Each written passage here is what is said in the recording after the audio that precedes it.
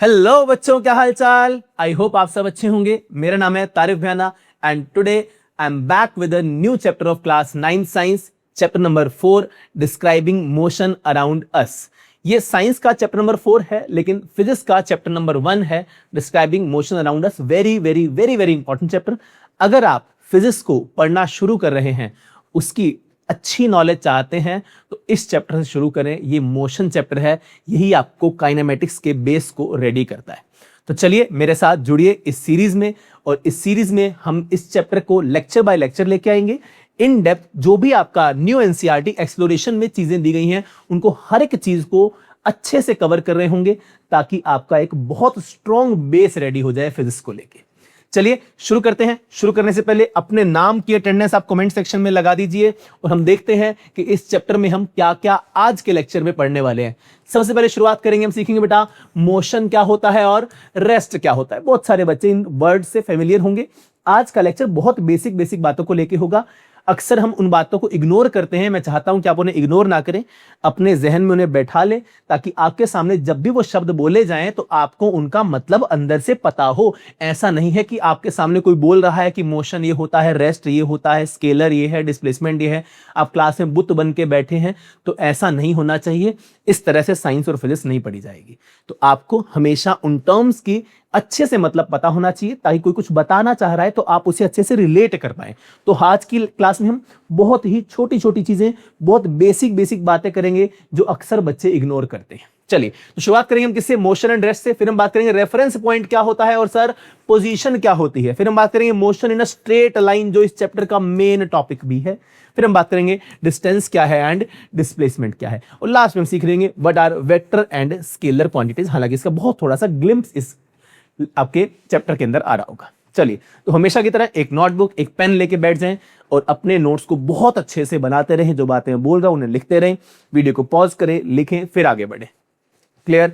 ताकि आपको दोबारा से ये लेक्चर देखना ना पड़े, या आपको कहीं भटकने की जरूरत ना पड़े। आपके हाथ से लिखे हुए नोट्स होंगे तो आपको और अच्छे से समझ आ रही होगी। फटाफट से अपने नाम की अटेंडेंस कमेंट सेक्शन में लगाएं, और शुरुआत करें किस चीज की? मोशन क्या होता है और रेस्ट क्या होता है। सर बहुत सिंपल बात है। मान लीजिए मैं यहां खड़ा हूं, आपने मुझे यहां खड़े हुए देख लिया, आप 5 मिनट बाद आए, मैं यहीं का यहीं खड़ा हूं, मैं तस से मस नहीं, ना इधर गया ना उधर गया। बताओ मैं रेस्ट पे हूं कि मोशन में हूं? सर होना तो रेस्ट पे चाहिए हो। अच्छा, अगर मैं यहां खड़ा हूं, तुम मुझे यहां देख के गए, लेकिन जैसे ही 5 मिनट बाद आए मैं यहां से यहां चला गया, क्या मैंने मोशन की कि मैं रेस्ट पे रहा? सर खड़े तो वहीं हो, आप तो रेस्ट कर रहे हो, लेकिन मैंने अपनी पोजीशन क्या कर ली? चेंज। तो ध्यान से सुनना बेटा, अगर टाइम के साथ साथ ऑब्जेक्ट की पोजीशन चेंज हो जाए, ऑब्जेक्ट की पोजीशन चेंज हो जाए तो वो क्या है? मोशन। लेकिन अगर टाइम तो बीत रहा है लेकिन पोजीशन चेंज नहीं हो रही है, वो क्या है? रेस्ट। तो ध्यान सुनना बेटा, क्या मोशन क्या है? If the position of object with respect to reference point changes with time, reference point से समय के साथ साथ position of object change हो जाए तो वो क्या हो गया बेटा? मोशन हो गया। जैसे ये भाई साहब हैं, ये भाई साहब यहां थे, मैंने इन्हें देखा t बराबर 1 सेकंड पे। जब टाइम कितना था बेटा? 1 सेकंड टाइम था, यहां था। जैसे ही समय हो गया 2.5 सेकंड, मैं 2.5 सेकंड बाद इसको देखता हूं तो ये कहां मिलता है मुझे? थोड़ा सा आगे मिलता है। इसका मतलब इसकी पोजीशन क्या हो गई है? चेंज। लेकिन यहां पे क्या हुआ? t बराबर 0 सेकंड, मैंने टाइम को रेफरेंस मान लिया कि 0 सेकंड मैंने देखा, बंदा यहां खड़ा था। मैंने इसको 5 सेकंड बाद देखा, मैंने इसको 15 सेकंड बाद देखा, मैंने इसको 40 सेकंड के बाद देखा, ये बंदा यहां से हिला ही नहीं।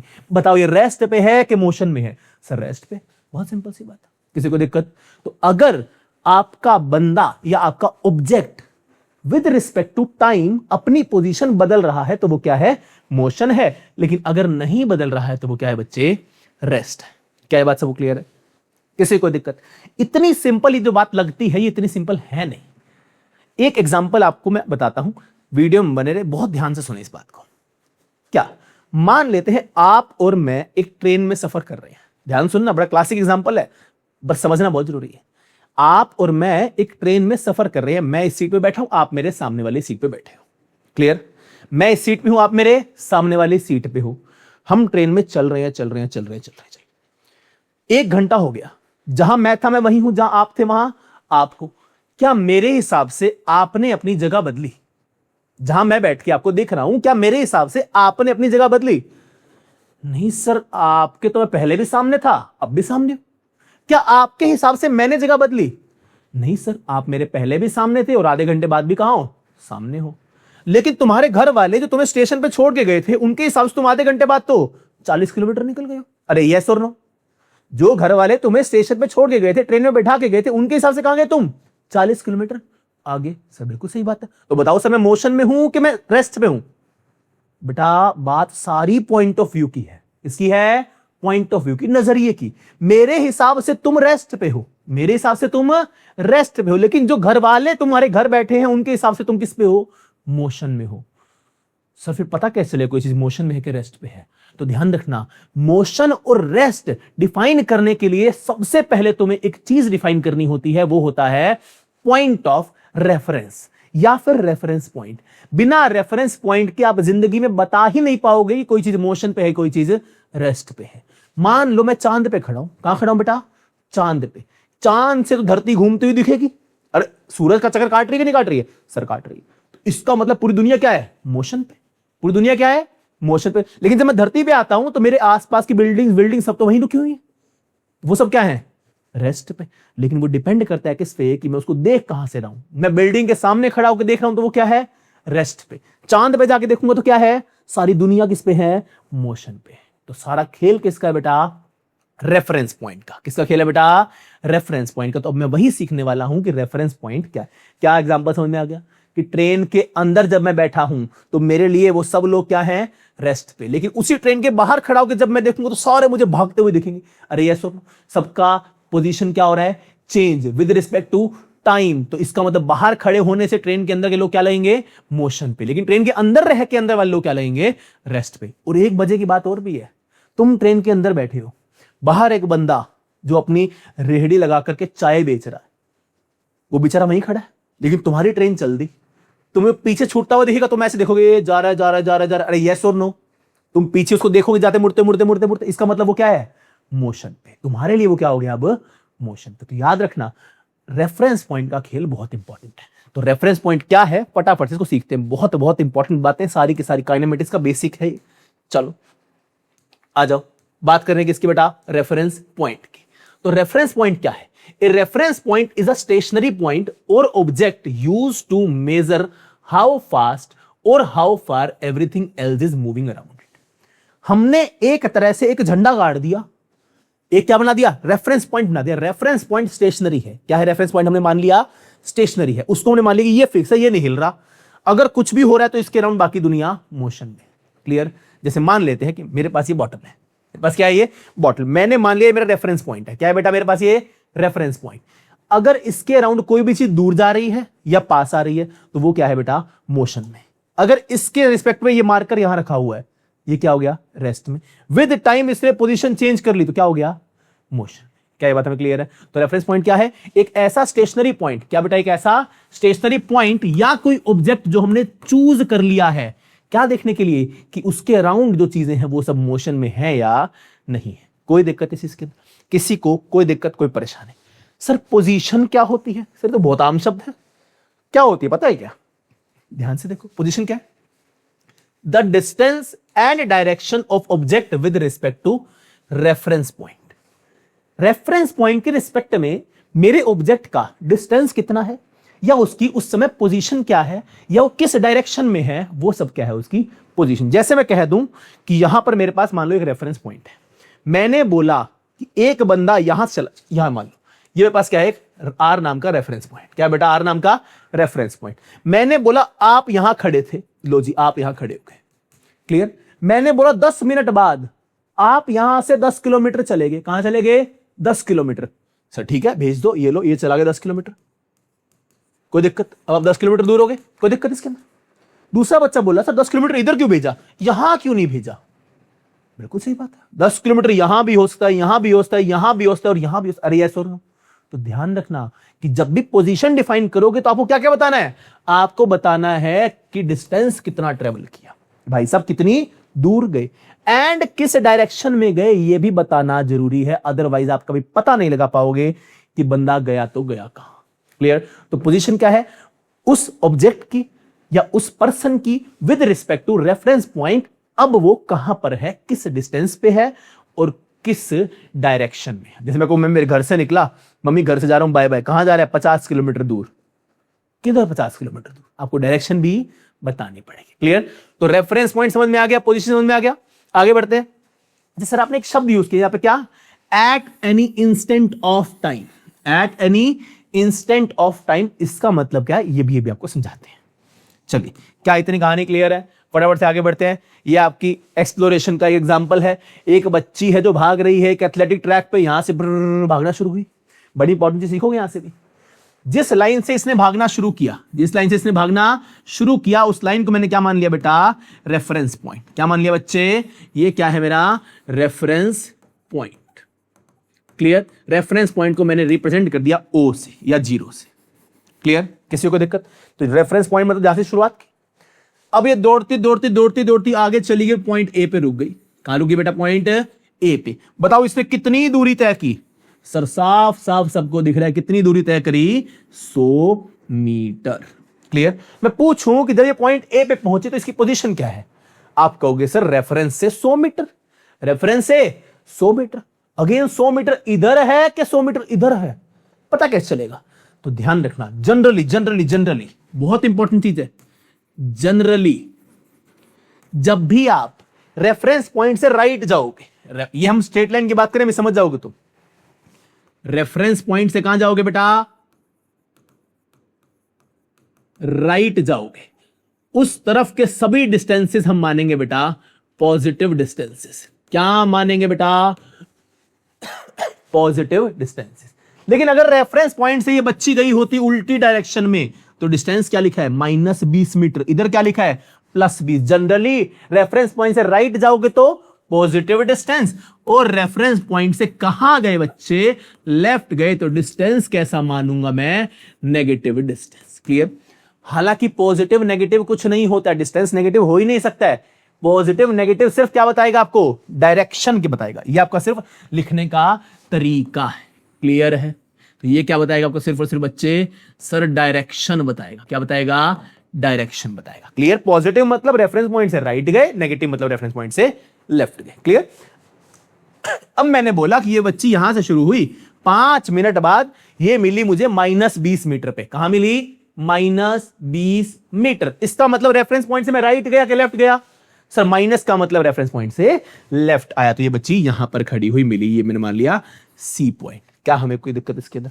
और जनरली अपवर्ड डिस्टेंसेस, जनरली क्या बेटा, अपवर्ड डिस्टेंसेस पॉजिटिव माने जाते हैं। कैसे माने जाते हैं, दिखाने का तरीका। और डाउनवर्ड डिस्टेंसेस क्या माने जाते हैं बेटा, नेगेटिव। ये एक नोटेशन है जो हम अपनी सहूलियत के लिए लिख लेते हैं। किसी को दिक्कत होने को तो ये भी हो सकता है, कोई अगर राइट साइड को नेगेटिव मान ले तो लेफ्ट साइड पॉजिटिव हो जाएगी। पर जनरल तो क्या चलता है, राइट साइड क्या मानते हैं हम, पॉजिटिव, लेफ्ट साइड क्या मानते हैं, नेगेटिव, ऊपर क्या मानते हैं, पॉजिटिव, नीचे डिस्टेंस क्या मानते हैं, नेगेटिव। इससे मुझे क्लैरिटी मिल जाती है कि बंदा जा किधर रहा है। चलो आगे बढ़ते हैं। नेक्स्ट क्या क्या बच्चे, मैंने आपको कहा था, बताऊंगा इंस्टेंट ऑफ टाइम क्या होता है, और एक शब्द और होता है टाइम इंटरवल। ध्यान से, सबका ध्यान बोर्ड पे आ जाए। इंस्टेंट ऑफ टाइम का क्या मतलब है, मैंने आपको बोला अभी वहां क्या हो रहा है। जैसे मैंने बोला कि अभी आपके घर पे क्या हो रहा है, अभी मतलब इसी वक्त। मान लेते हैं कि अभी 7:05 है। कितना बेटा, 7:05।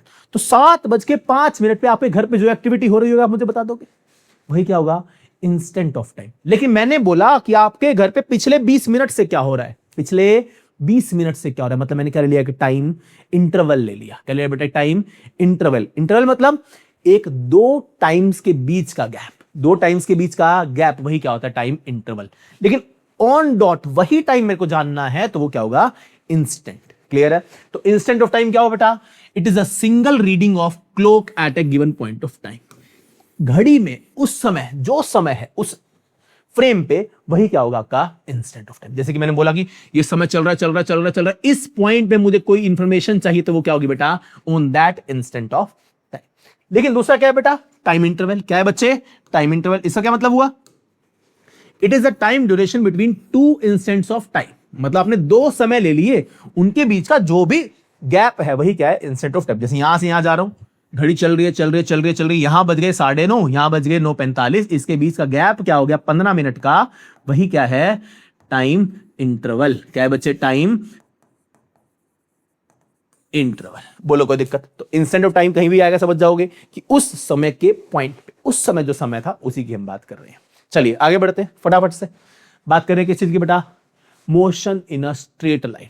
आपकी एनसीईआरटी चैप्टर को यहीं से शुरू करती है, लेकिन मेरा मानना है कि motion in a straight line समझने के लिए आपको पता होना चाहिए कि रेफरेंस पॉइंट क्या होता है, पोजीशन क्या होती है, मोशन होती क्या है और रेस्ट क्या होता है। चलिए, आपने पुरानी क्लासेस में बातें पढ़ी होंगी कि मोशन के बहुत सारे टाइप होते हैं। आपने बहुत सारे टाइप पढ़े, जैसे कि लीनियर मोशन, आपने पढ़ा सर्कुलर मोशन, आपने पढ़ा ऑसिलेटरी मोशन। सीधे सीधे सीधे सीधे चल रहे हो तो लीनियर मोशन, घूम रहे हो घूम रहे हो घूम रहे हो मतलब सर्कुलर मोशन, ऑसिलेट कर रहे हो मतलब ऑसिलेटरी मोशन। किसका क्या मतलब है धीरे धीरे सीख जाएंगे। इंपॉर्टेंट क्या है अभी हमारे केस में? Linear motion. कौन सी बच्चे? Linear motion. लीनियर मोशन को ही मैं क्या बोलता हूं बेटा? Motion in a straight line. इसी का दूसरा नाम क्या है? Linear motion. जब भी आप मोशन पढ़ोगे तो सिंपलेस्ट टाइप ऑफ मोशन जो है वो कौन सी है? Motion in a straight line या linear motion. It is the simplest kind of motion. जैसे मान लो मैं यहां खड़ा हूं, मैं इस 2D प्लेन में चल रहा हूं, एक लाइन पे बिल्कुल सीधा, ना दाएं जा रहा हूं ना बाएं जा रहा हूं, ना ऊपर जा रहा हूं ना नीचे जा रहा हूं, एक लाइन में चलने को क्या बोलते हैं बेटा? Motion in a straight line. क्या ये बात हमें क्लियर है? किसी को दिक्कत? मैंने क्या बोला? When an object moves in a straight line, यानी कि its motion is known as linear motion. Linear motion को क्या बोलते हैं बेटा? Motion in a straight line. किसी को दिक्कत इसके अंदर? सिंपल सी कहानी है। एग्जांपल देखो, children in a swimming race. Swimming race के अंदर दौड़ते हुए बच्चे, जिस तरह के देखो, आपके एनसीईआरटी ने कुछ एग्जांपल दिए, फटाफट से ध्यान दो इन पे। ये बच्चे जा रहे हैं, क्या ये लेन बदल सकते हैं? ना सर, एक लेन में दौड़ना पड़ता, एक लेन में तैरना पड़ता, एक लेन में तैर रहे हैं, वही क्या हो गया? Motion in a straight line. एक गाड़ी एक सड़क पर बिल्कुल सीधी जा रही है, ना दाएं हो रही है ना बाएं हो रही है, क्या हो गया? Motion in a straight line. एक सीधे ट्रैक पर रेलगाड़ी चल रही है, मतलब क्या हो गया? Motion in a straight line. ऊपर से बास्केटबॉल गिर रही है, बिल्कुल सीधी गिर रही है कटोरे के अंदर, इसके अंदर, तो वो क्या हो जाएगा आपका? Motion in a straight line. क्या ये बात सब क्लियर है?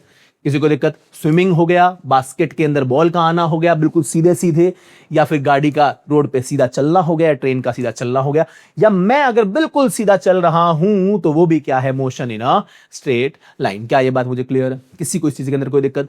फटाफट से आगे बढ़ते हैं तो एक बड़ी इंपॉर्टेंट चीज सीखते हैं हम, डिस्टेंस क्या होता है और डिस्प्लेसमेंट क्या होते हैं। सर डिस्टेंस तो सबको पता है क्या होता है, दूरी, यही तो होता है डिस्टेंस। अभी सीखते हैं फटाफट से। मान लेते हैं कि एक बच्चा इस पॉइंट ए से चला। कहां से चला बच्चे? पॉइंट ए से। लो भाई, ये बच्चा हमने बना दिया, क्लियर? ये बच्चा पॉइंट ए से चला और पॉइंट बी पे गया। कहां गया बेटा? पॉइंट बी पे। पॉइंट बी से पॉइंट सी पे गया, पॉइंट सी से पॉइंट डी पे गया, और पॉइंट डी से वापस पॉइंट ई पे आ गया। कोई दिक्कत? एक बच्चा है, घूमता चला, पॉइंट डी तक आ गया। मम्मी ने बोला सब्जी लेके आनी है, सब्जी मिल रही है, पॉइंट डी। भाई साहब घूमते गए और पॉइंट ई तक आए। किसी को कोई दिक्कत? पॉइंट ए से पॉइंट बी की दूरी है मान लो 10 मीटर। कितनी है बेटा? 10 मीटर। बी से लेकर के सी की दूरी है मान लेते हैं 15 मीटर। सी से डी की दूरी है मान लेते हैं 15 मीटर, और डी से लेकर के ई की दूरी है मान लेते हैं 20 मीटर। किसी को कोई दिक्कत इस चीज के अंदर? बिल्कुल सिंपल सी कहानी। ए से बी कितनी दूरी? Sir 10 metre. बी से सी कितनी दूरी? 15 मीटर। सी से डी कितनी दूरी? 15 मीटर। और डी से ई कितनी दूरी? 20 मीटर। ठीक है, लेकिन एक रास्ता और भी था। कौन से वाला रास्ता सर? अगर ये भाई साहब ए से शुरू होते और डायरेक्ट कहां जाते? ई पे। कहां जाते बच्चे? ई पे जाते। तब वो जो दूरी आती, तब आती, मान लेते हैं कि वो दूरी आती बेटा 25 मीटर। क्या आती? 25। अब ध्यान से देना, कॉन्सेप्ट यहीं पे सारा। मुझे बताओ, ए जब ई तक गया, ए से बी, ए से बी से सी, सी से डी और डी से ई तक, इसने टोटल कितनी दूरी तय करी? टोटल कितनी दूरी तय करी? सर ए से बी जाने में लगे 10 मीटर, ठीक है। बी सी जाने में लगे बेटा 15 मीटर, आगे फिर लगे 15, फिर लगे कितने? 20, 15 दूना 30, 10 40 और 60 मीटर। कितनी लगी? 60 मीटर। ए की इस भाई साहब की इनिशियल पोजीशन क्या थी? भाई साहब को कुछ नाम दे देते हैं। क्या नाम दे बोलो भाई? इस भाई साहब का नाम है एक्स। क्या नाम है? X. Initial position of x क्या है? इनिशियल पोजीशन ऑफ एक्स कितनी है, क्या है, ए, ठीक है। Final position of x, final position of x क्या है बेटा, ई। समझ आ गया, इनिशियली कहां शुरू हुआ, ए से, खत्म कहां हुआ, ई पे जाके। ए से ई तक जाने में एक्चुअल दूरी कितनी लगी, 60 मीटर। अब मुझे बताओ ए से ई का शॉर्टेस्ट डिस्टेंस क्या था, shortest distance between A and E, जल्दी बताओ कितना है सर, सबको दिख रहा है, यहां से गया और यहां तक आ गया तो कितना हो गया, 25 मीटर। बस ये दो आंकड़े तुम्हें चाहिए, एक कौन सा 60 मीटर वाला और एक कौन सा 25 मीटर। ये ए से बी, बी से सी, सी से डी और डी से, क्लियर।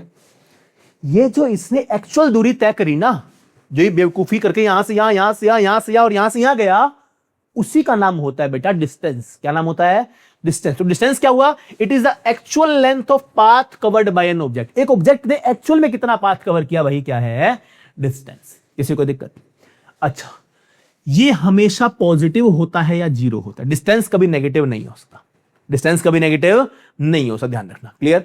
क्यों नहीं हो सकता ये भी बताएंगे आपको। चलिए आगे बढ़े। It is a scalar quantity, ये क्या है, स्केलर क्वांटिटी। सर ये स्केलर क्वांटिटी क्या होती है, अभी थोड़ी देर बाद इसको हम सीख रहे होंगे। इसकी ऐसा यूनिट क्या है, मीटर। डिस्टेंस को जनरली ऐसा यूनिट क्या मानी जाती है, मीटर। मीटर में हम इसको गिन रहे होंगे, क्या बात क्लियर है, क्योंकि लेंथ की ऐसा यूनिट क्या होती है, मीटर होती है। क्या बात मुझे क्लियर है। ये जो सबसे छोटा डिस्टेंस इसने कवर करना था या कर सकता था, इसी का नाम क्या होता है बच्चे, डिस्प्लेसमेंट। क्या नाम होता है, डिस्प्लेसमेंट। डिस्प्लेसमेंट क्या हुआ, it is the shortest straight line distance between an object's starting position and its final position. Initial और फाइनल पोजीशन के बीच में सबसे छोटा स्ट्रेट लाइन डिस्टेंस ही क्या होता है, डिस्प्लेसमेंट। लेकिन अब डिस्प्लेसमेंट के बारे में बात हो रहा है। डिस्प्लेसमेंट को दिखाने के लिए तुम्हें जो नंबर आया डिस्टेंस का, 60 मीटर या 25 मीटर जो भी आया, उसके साथ साथ एक साइन की जरूरत पड़ती है कि पॉजिटिव साइन है या नेगेटिव साइन है। वो क्यों पड़ती है वो भी समझा देंगे अभी। इसीलिए क्या कहेंगे, ये पॉजिटिव भी हो सकती है, ये नेगेटिव भी हो सकती है और ये जीरो भी हो सकती है। क्या बात मुझे क्लियर है, किसी को कोई दिक्कत इसके अंदर। तो एक्चुअल जो पाथ उसने कवर किया वो क्या है, डिस्टेंस। जो shortest distance between initial and final position है वो क्या है बेटा, डिस्प्लेसमेंट। डिस्टेंस क्या हो सकता है हमेशा, सिर्फ पॉजिटिव या जीरो। मान लो मैं यहां खड़ा हूं, मैं यहां से हिला ही नहीं, 5 मिनट बाद बताओ मैंने कितना डिस्टेंस कवर किया, सर जीरो। कितनी डिस्प्लेसमेंट हुई, सर जीरो। कोई दिक्कत इसके अंदर, सिंपल सी कहानी है। मान लो मैं यहां खड़ा हूं, यहां से 5 मीटर आगे चल पड़ा, 5 मीटर आगे, 5 मीटर वापस आ गया। ध्यान सुनना, यहां से चला 5 मीटर आगे और 5 मीटर क्या गया वापस। बताओ मैंने कितनी दूरी तय करी, सर चले तो आप 10 मीटर। कितना चला बेटा, 10 मीटर। क्या मेरी इनिशियल और फाइनल पोजीशन में कोई फर्क है, नहीं है सर। इसका मतलब मेरी डिस्प्लेसमेंट कितनी हुई, सर जीरो डिस्प्लेसमेंट हुई, क्योंकि डिस्प्लेसमेंट क्या होता है, shortest distance between initial and final position. तो कोई बंदा अगर ए से चल रहा है, घूम फिर के सारी दुनिया जहान और ए पे ही आके रुक रहा है, तो इसका मतलब उसकी डिस्प्लेसमेंट क्या हो जाएगी, जीरो, क्योंकि उसकी पोजीशन तो चेंज हुई ही नहीं। क्या बात मुझे क्लियर है। चलिए ये क्या है, एक वेक्टर क्वांटिटी। अगेन स्केलर क्या होता है, वेक्टर क्या होता है, सिखा देंगे। इसकी ऐसा यूनिट भी क्या होती है, मीटर होती है। क्या होती है बेटा, इसकी ऐसा यूनिट भी मीटर। क्या ये बात मुझे क्लियर है, बहुत सिंपल सी कहानी, पक्की बात है। बढ़ जाऊंगा आगे। चलिए तो डिस्टेंस क्या है, डिस्प्लेसमेंट क्या, क्लियर है। आगे बढ़ते हैं, अब सीखते हैं स्केलर क्वांटिटी क्या है और वेक्टर क्वांटिटी। देखो देखो देखो देखो, स्केलर क्वांटिटी क्या है, ऐसी फिजिकल क्वांटिटी जिसको स्पेसिफाई करने के लिए सिर्फ उनके न्यूमेरिक वैल्यू काफी होती है। इसको स्पेसिफाई करने के लिए उसकी सिर्फ और सिर्फ न्यूमेरिक वैल्यू, नंबर काफी है, उसके अलावा कुछ चाहिए नहीं। Of course number with unit, clear.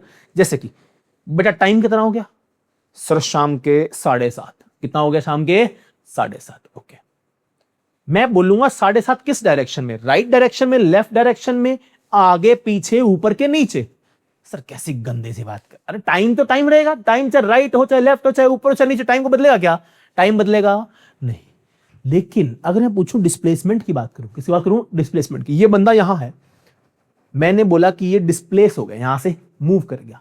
कितना मूव किया, 10 मीटर। ठीक है सर, 10 मीटर किधर मूव किया, राइट किया, लेफ्ट किया, ऊपर किया, नीचे किया, पता कैसे चलेगा। हाँ, अब साइन की जरूरत पड़ेगी। राइट गया होता तो मैं +10 लगाता, लेफ्ट गया होता तो -10, क्योंकि हम स्ट्रेट लाइन पढ़ रहे हैं, बाकी सारी चीजों को हम एक बार के लिए भूल जाएंगे। स्ट्रेट लाइन मतलब या तो इधर जाऊंगा या तो इधर जाऊंगा, क्लियर है, या तो राइट जाऊंगा या तो लेफ्ट जाऊंगा। तो याद रखना, ऐसी कोई भी फिजिकल क्वांटिटी जिसको रिप्रेजेंट करने के लिए हमें सिर्फ एक नंबर चाहिए, वो क्या होगी बेटा, स्केलर क्वांटिटी, क्लियर। वेक्टर क्या होंगी, ऐसी कोई भी क्वांटिटी जिसको दिखाने के लिए मुझे डायरेक्शन भी चाहिए और मैग्नीट्यूड भी चाहिए। मैग्नीट्यूड क्या होता है, मैग्नीट्यूड होता है क्या बेटा, the numeric value with units of physical quantity. आपने बिना सिंबल की कोई यूनिट लिख दी है तो वो क्या होगा आपका मैग्नीट्यूड। कोई चीज लिख दी तो वो क्या होगा, तो ये क्या होगा, विदाउट साइन, विदाउट साइन यानी कि विदाउट, ना तो इसमें नेगेटिव होता है ना पॉजिटिव होता है, ऐसी कोई भी चीज इसके अंदर होती नहीं है। तो बिना साइन के आपने कोई चीज लिख दी तो क्या होगा उसका मैग्नीट्यूड। तो आपको मैग्नीट्यूड भी बताना है और डायरेक्शन भी। जो बिना डायरेक्शन के काम दे दे वो स्केलर, जो विद डायरेक्शन काम दे वो क्या होता है आपका वेक्टर, क्लियर। तो अब यहां से मुझे पता लग गया मैग्नीट्यूड भी क्या होता है। किसी को दिक्कत इसके अंदर, ये बहुत बेसिक बातें हैं जो आपको एब्जॉर्ब करना जरूरी है चैप्टर को अच्छे से शुरू करने से पहले, क्लियर। हालांकि हमने शुरुआत कर दी डिस्टेंस डिस्प्लेसमेंट से, इसके न्यूमेरिकल्स भी कर रहे होंगे आगे जाके। चलिए नेक्स्ट क्या है, for a motion in a straight line the total distance travelled and the magnitude of displacement are equal if object moves in one direction without turning back. सुनो सुनो सुनो सुनो सुनो सुनो, बड़ी इंपॉर्टेंट चीज। इसने क्या बोला, क्या बोला, क्या बोला, इसने बोला अगर एक ऑब्जेक्ट है पॉइंट ए से चला और सीधा चलता जा रहा है पॉइंट बी तक आ गया। कहां तक आ गया बच्चे, पॉइंट बी तक। पॉइंट ए से चला और पॉइंट बी तक आ गया, बिल्कुल सीधा चल रहा है, ना वापस मुड़ रहा है ना पीछे देख रहा है। ए से बी के बीच की दूरी है मान लो 50 मीटर। कितनी है बच्चे, 50 मीटर। तो बताओ ए से बी जाने में डिस्टेंस कितना लगा, जल्दी बोलो, डिस्टेंस कितना हुआ। सर साफ साफ दिख रहा है कितना, 50 मीटर। बताओ डिस्प्लेसमेंट कितनी हुई। सर सबसे छोटा डिस्टेंस ही डिस्प्लेसमेंट होती है और इनके बीच में सबसे छोटा डिस्टेंस 50 ही मीटर है, तो डिस्प्लेसमेंट भी कितनी हुई सर 50 मीटर। डिस्प्लेसमेंट भी कितनी हुई 50 मीटर। तो इसने यही तो बोला, इसने बोला कि अगर कोई ऑब्जेक्ट एक सीधी लाइन में जा रहा है, कहां जा रहा है बेटा, एक सीधी लाइन में, वापस मुड़ नहीं रहा, तो उसका डिस्टेंस और डिस्प्लेसमेंट दोनों हमेशा बराबर होंगे। इतनी आपको कॉमन सेंस लगा लेनी चाहिए थी डिस्प्लेसमेंट की डेफिनेशन पढ़ते ही, क्योंकि वो क्या था, shortest and straight line path between two points, clear है। किसी को दिक्कत, तो ये हमारी कहानी किसकी होगी, डिस्टेंस एंड डिस्प्लेसमेंट। अच्छा एक सवाल और, इसका आंसर तुम मुझे बताओगे, क्या डिस्प्लेसमेंट कभी डिस्टेंस से ज्यादा हो सकती है। क्या बोला, क्या डिस्प्लेसमेंट कभी डिस्टेंस से ज्यादा हो सकती है, कि मैंने दूरी घूमते घूमते तो तय करी मान लो 500 मीटर, लेकिन सबसे छोटा डिस्टेंस उनके बीच में था 700 मीटर। क्या यह संभव है, इसका आंसर आप मुझे कमेंट सेक्शन में देंगे, क्लियर। क्या डिस्टेंस से ज्यादा डिस्प्लेसमेंट संभव है या नहीं है। चलिए तो आज की कहानी हम यहीं पर रोकते हैं। हमने एक बहुत बेसिक चीजें सीखी। इस चैप्टर का बहुत बेसिक लेक्चर है जिसमें हमने क्या सीख लिया बेटा, शुरुआत कहां से करी, हमने देखा मोशन क्या होता है, रेस्ट क्या होता है। अगर आप टाइम के साथ पोजीशन चेंज कर रहे हो तो वो मोशन है, नहीं कर रहे हो तो वो रेस्ट है। फिर मैंने देखा कि इसको इतना सिंपल नहीं है, हमने देखा रेफरेंस पॉइंट नाम की चीज होती है। तो रेफरेंस पॉइंट एक फिक्स स्टेशनरी पॉइंट है जिसके रिस्पेक्ट में मैं आसपास मूवमेंट को ट्रैक करता हूं। फिर मैंने देखा पोजीशन क्या है, पोजीशन क्या है कि रेफरेंस पॉइंट के रिस्पेक्ट में आप कितना दूर गए और किस डायरेक्शन में गए, वो क्या होगी आपकी पोजीशन होगी, क्लियर। फिर हमने देखा motion in a straight line, एक स्ट्रेट लाइन में चल रहे हो तो वो क्या हो गया आपका स्ट्रेट लाइन मोशन, उसी को हम लीनियर मोशन भी कहते हैं। उसके बहुत सारे एग्जांपल देखे, मैंने डिस्टेंस देखा, डिस्टेंस क्या होता है, एक्चुअल पाथ जो हमने कवर किया। डिस्प्लेसमेंट क्या होता है, shortest distance between initial and final position. फिर हमने देखा स्केलर क्वांटिटी क्या होती है और वेक्टर क्वांटिटी। स्केलर में क्या होता है बेटा, स्केलर में आपको सिर्फ और सिर्फ मैग्नीट्यूड की आवश्यकता होती है, सिर्फ एक नंबर की आवश्यकता होती है विद यूनिट, ना कि आपको डायरेक्शन की। लेकिन वेक्टर क्वांटिटीज को रिप्रेजेंट करने के लिए हमें डायरेक्शन भी चाहिए। जैसे कि डिस्टेंस को क्या चाहिए, सिर्फ और सिर्फ एक नंबर दे डिस्टेंस हो गया, मतलब वही क्या हो गया आपकी स्केलर क्वांटिटी। लेकिन डिस्प्लेसमेंट को क्या चाहिए, डायरेक्शन भी चाहिए और आपका मैग्नीट्यूड भी चाहिए, तो वो क्या हो गया आपकी वेक्टर क्वांटिटी। मैग्नीट्यूड क्या होता है बता दिया, अगर आप बिना किसी साइन के यानी कि पॉजिटिव नेगेटिव कुछ सा लगाए, डायरेक्शन स्पेसिफाई ना करें, तो वो क्या हो जाएगा, उस चीज का मैग्नीट्यूड हो जाएगा। तो आज के लिए हम इतना ही रखते हैं। इससे नेक्स्ट क्लास में बहुत सारी इंटरेस्टिंग चीजें इसके अंदर आएंगी। बहुत बढ़िया चैप्टर है, इसको बहुत आराम से तसल्ली से करते हुए चलेंगे। समय बहुत है अभी हमारे पास, जब एग्जाम्स आएंगे तब खींच देंगे, कोई दिक्कत है तब रैपिड रिवीजन वन शॉट सब कुछ ले आएंगे, कोई समस्या नहीं। अभी के लिए मजे से पढ़ेंगे, पढ़ने के लिए पढ़ेंगे, सिर्फ ऐसा नहीं है कि सिर्फ नंबर लाने हैं। नंबर तो अपने आप आ जाएंगे, समझ में आने लगेगा, इंटरेस्ट बनने लगेगा, तो नंबर की चिंता ही मत करो तुम। न्यूमेरिकल अपने आप सॉल्व होने लगेंगे जब तुम्हें पता लगेगा ना, हाथ दिख रही होंगी चीजें, हाँ ये चीज यहाँ से यहाँ चली गई, यहाँ रुक गई, ये डिस्टेंस कवर हुआ, ये नहीं हुआ, तो फिजिक्स इज ऑल अबाउट आपके सामने क्या दिख रहा है, आपको सब दिख जाएगा। क्लियर? तो अभी के लिए इतना रखते हैं बेटा। अगर आपको समझ में आ रही हैं चीजें, लेक्चर में कुछ अच्छा लग रहा है तो अपने दोस्तों के साथ शेयर करो, चैनल को सब्सक्राइब करो, वीडियो को लाइक करो, प्यारा सा कमेंट छोड़ो। अभी के लिए इतना रखते हैं, मिलते हैं नेक्स्ट क्लास में। तब तक के लिए शुक्रिया एंड बाय बाय।